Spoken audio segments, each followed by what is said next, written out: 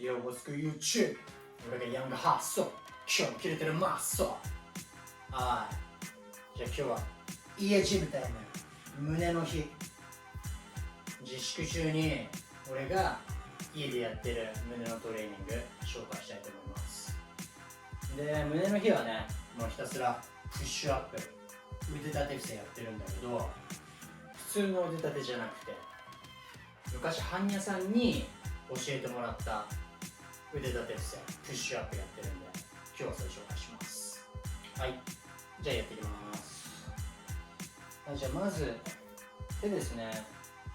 手の幅は大体肩幅ぐらいかな。で、手の向きなんだけど、ここが普通の腕立てとは違くて、手の向きを外側に開きます。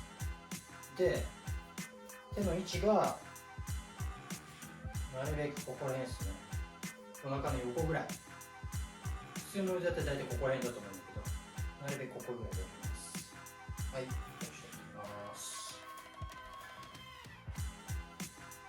はい、じゃあセット目。はい。こういう感じですね。じゃあセット10回やります。はい。1、2、3、4、いいね。5、6、7、8、9、10、聞いてるよ。はい、1、2、3、4、5、はい、胸意識。7、8、9、はい、ラスト。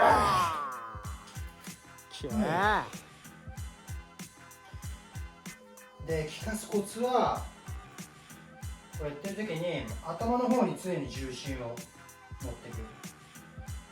常に前重心でやるとかなり効きます。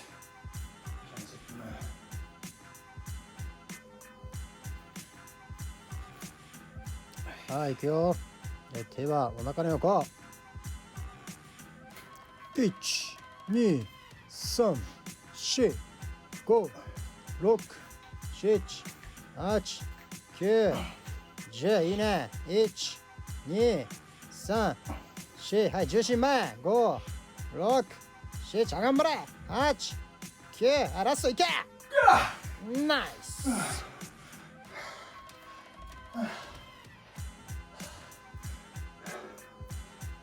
結構パンプしてる。よし、じゃあラストセット。は